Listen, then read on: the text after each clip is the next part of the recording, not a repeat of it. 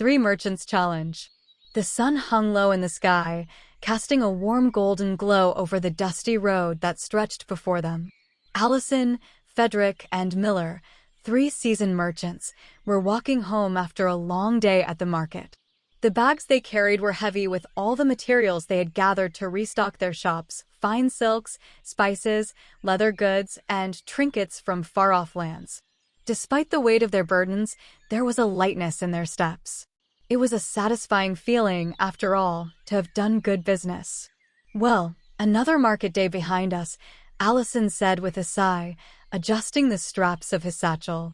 He had a knack for finding the best deals, and his shop was always stocked with the finest items. "I must say, I'm glad to be heading home. It's been a long, exhausting day." "I agree," said Frederick, a tall, lean man with a sharp eye for opportunity. "But did you notice the competition today? The other merchants were driving prices lower than ever. The market's getting tougher." Miller, the quietest of the three, a man of few words but deep thought, nodded. "The market always has its ups and downs," he said in his usual calm tone. "But we adapt. That's what we do." The three of them walked on, the rhythmic crunch of their footsteps the only sound in the air. The evening was settling in, and the sky above began to darken, turning from gold to purple as night approached. After a while, Allison spoke up again, his voice thoughtful. "You know, we've been friends for a long time now, and we've seen so many things together. But there's one thing I've always wondered. Who do you think is the smartest among us?" Frederick glanced at him with a raised eyebrow. "What do you mean, the smartest?" "Surely, it's not about intelligence in the way you're thinking. We all have our strengths, Allison." "Exactly," he said. "But isn't there a way to know who among us is the most clever? Who has the best mind for business? After all, we're all merchants here, making our living by using our wits. So I thought, why not figure out who among us is the smartest? We can test each other, challenge one another, and see who comes out on top." Miller, who had been walking quietly beside them, finally spoke up. "That sounds interesting," he said softly. "But what would be the point? Intelligence isn't something you can easily measure." Allison laughed. "Come on, Miller. Don't tell me you're not curious. Let's make it fun. We'll set up some challenges, maybe a few riddles or a test of skill. Whoever does the best will have the title of the smartest merchant." Frederick smiled. "A little competition, then? I'm game, but it has to be fair. We all have our own ways of doing things. I wouldn't want to win just because of a trick or a coincidence." Miller shrugged. "I'll play along if it'll make you both happy. But don't expect anything too dramatic from me." And so, the three merchants decided to settle their friendly debate with a series of challenges on their way home. The road they were walking on was winding and narrow, flanked by tall trees that provided some shade from the evening sun. After a few moments of silence, Allison spoke again, his eyes sparkling with the excitement of starting their little contest. "All right," he said, "I'll start us off with a riddle.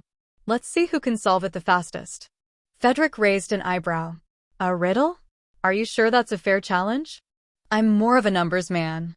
"Don't worry," Allison teased. "This one's about wit, not just numbers. Listen closely." He cleared his throat and recited the riddle. Asterisk, I have cities, but no houses. I have forests, but no trees. I have rivers, but no water. What am I? Asterisk. There was a brief pause as the three merchants pondered the riddle. Allison's lips curled into a smile as they thought it through. Miller was the first to speak. "A map," he said calmly, his voice measured. "A map has all those features, but none of the substance. No actual cities or forests, just representations of them." Allison's eyes widened in surprise. Well, looks like we have a sharp mind here." Frederick was a bit slower, but he had an analytical mind. He nodded. "A map, yes. It's all about how you see the world, not just the obvious things." "That's correct," Allison said, impressed. "Miller, it looks like you've got the first point." Miller smiled quietly, content with his answer. "It was a simple riddle," he said. "Sometimes the answers are the easiest ones, but it takes a calm mind to see them." Allison laughed. "Well, that's 1 point for Miller. Let's see how you do with the next one." As they continued along the road, the conversation shifted from riddles to something more practical: business. Frederick was the next to propose a challenge. All right, let's see who can make the best trade. We're merchants, after all. It's what we do. We'll come across a small village soon, and I'm sure someone there will have something to trade. Whoever can turn the smallest item into the most valuable deal wins. That's more like it, Allison said, his eyes gleaming. All right, we're on. But remember, this is about skill. It's not always about the size of the item, but how you present it. They walked in silence for a few minutes until they reached a small village at the edge of the road. The village was quiet, with only a few people out in the streets, doing their evening chores. There was an old woman sitting by a stall, selling homemade pottery. Frederick was the first to approach her. "Good evening, madam," he said smoothly. "I've heard great things about your work. I'd like to trade with you." He glanced at the pottery and chose a small, unassuming clay bowl. "How much for this?" he asked, pretending to study it closely. The old woman gave him a long look, her eyes sharp despite her years. "That bowl is worth 3 silver coins," she said, her voice steady. Frederick smiled. 3 silver coins? I could give you 2, but only if you throw in a handful of your herbs as well. The old woman tilted her head. 2 silver coins is not enough for a piece like that. Frederick leaned in, his tone shifting to something more persuasive. "But think about it," he said. "You could sell that bowl to me for 2 silver coins, and I will bring customers to your stall tomorrow. You'll sell many more pieces in the long run." The old woman considered this for a moment, then nodded. "You drive a hard bargain. 2 silver coins, and I'll give you the herbs as well." Frederick handed over the coins, smiling triumphantly as he pocketed the bowl and herbs. Allison watched with a mix of admiration and curiosity. "Well, that was impressive. You used more than just your bargaining skills, you used persuasion." "Persuasion is a part of trade," Frederick said, grinning. "It's all about making the other person believe they're getting something valuable."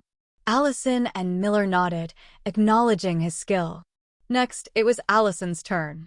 He wandered through the village and found a young woman selling hand-woven scarves. He struck up a conversation with the seller, quickly assessing the value of the scarves. After some haggling, Allison traded a few of his finer silks for several scarves, a deal that was both fair and beneficial to both sides. Miller, the last to take his turn, found an old fisherman sitting by the roadside, repairing his nets. Without hesitation, he sat down beside the fisherman and began speaking with him. After a while, Miller was able to trade a small leather pouch for a handful of freshly caught fish, which he knew would be highly valued in their village. As the 3 merchants regrouped, Allison couldn't help but smile. "I think we all did well," he said. "But I have to say, Miller, your quiet confidence really paid off." Miller shrugged. "I didn't try to force anything. It's just about understanding what the other person values." As the night grew darker, the 3 merchants continued their journey home. The challenges had been fun, but there was something deeper on Allison's mind.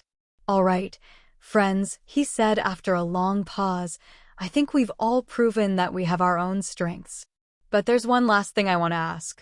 After all these tests, who do you think is truly the wisest of us?" Frederick glanced over at Miller, then at Allison. "It's not about one person being better than the others, is it?